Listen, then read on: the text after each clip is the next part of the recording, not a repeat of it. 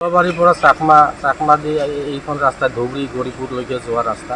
কিন্তু এই ৰাস্তাখনৰ এনেকুৱা দুৰৱস্থা হৈছে, যোৱা 5 বছৰত UPL চৰকাৰে এনেকুৱা কৰি গৈছে, এতিয়া এই ৰাস্তাত আমি পুখুৰী কেন্দ্ৰিক হৈছে, মাছ সাৰিব লাগে।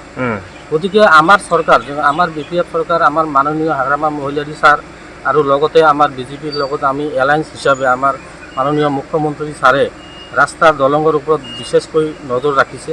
গতিকে মই আমাৰ এই চৰকাৰক বা আমাৰ BPF দলৰ হৈ আমি আমাৰ ৰূপম ৰায় ডাঙৰীয়াক আৰু আমাৰ MCLA ইনচাৰ্জ ছাৰক অনুৰোধ কৰিব বিচাৰিছোঁ, আপোনালোকে এই ৰাস্তাখনৰ অলপ হ'লেও নজৰ ৰাখি বা অতি সোনকালে মানে যাতে ৰাস্তাখন যিকোনো পদ্ধতিত যাতে ৰাস্তাখন আমি অতি সোনকালে কৰিব পাৰোঁ।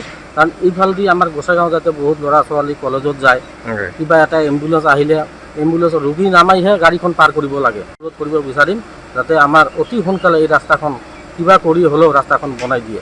এইখিনিয়ে মোৰ আমাৰ BPF চৰকাৰ বা আমাৰ মাননীয় হাগ্ৰামা ছাৰৰ ওচৰত ৰিকুৱেষ্ট থাকে। কিমান আৰু এইখন ৰাস্তা দিয়ে আমি ধুবুৰী গৌৰীপুৰ গ'লে এইখন ৰাস্তা দিয়ে যাওঁ, এই ৰাস্তাখন অনেক শৰ্ট হয়, সেইকাৰণে আমি এইখিনি দিয়ে যোৱা অহা কৰোঁ। কিন্তু ৰাস্তাৰ অৱস্থা এনেকুৱা, এতিয়া আমি তামাহাট দি ঘূৰি যাব লাগে, শ্ৰীৰামপুৰ হৈ তামাহাট দি ঘূৰি যাব লাগে। এই ৰাস্তাটো গুৱাহাটীৰ পৰা চাকমা গৈছে, চাকমা হৈ ভুংকা হৈ টিপকাই গৈছে। এই ৰাস্তাটো বৰ্তমান কেনেকুৱা? এইটো ৰাস্তাটো PWD ৰোড হয়। এইটো ৰাস্তাৰ সমস্যাটো বহুত বেয়া হয়।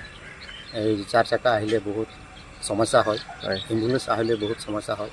সেইকাৰণে আমি ৰাজ্যৰ তৰফৰ পৰা অনুৰোধ কৰিছোঁ যে অতি শীঘ্ৰেই আমাৰ হিমন্ত বিশ্ব শৰ্মা বা BTC চৰকাৰে অতি শীঘ্ৰে এই ৰাস্তাখন ভাল কৰাৰ কাৰণে অনুৰোধ জনাইছোঁ।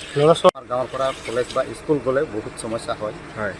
সেইকাৰণে আমাৰ ৰাজ্যৰ বা আমাৰ গাঁৱৰ মানুহৰ তৰফৰ পৰা অনুৰোধ এই হৈছে যে যাতে অতি শীঘ্ৰেই এই ৰাস্তাটো ভাল কৰাৰ কাৰণে ব্যৱস্থা কৰে যায়। মিনিমাম 10 বছৰমান হৈছে এনেকুৱাই অৱস্থা।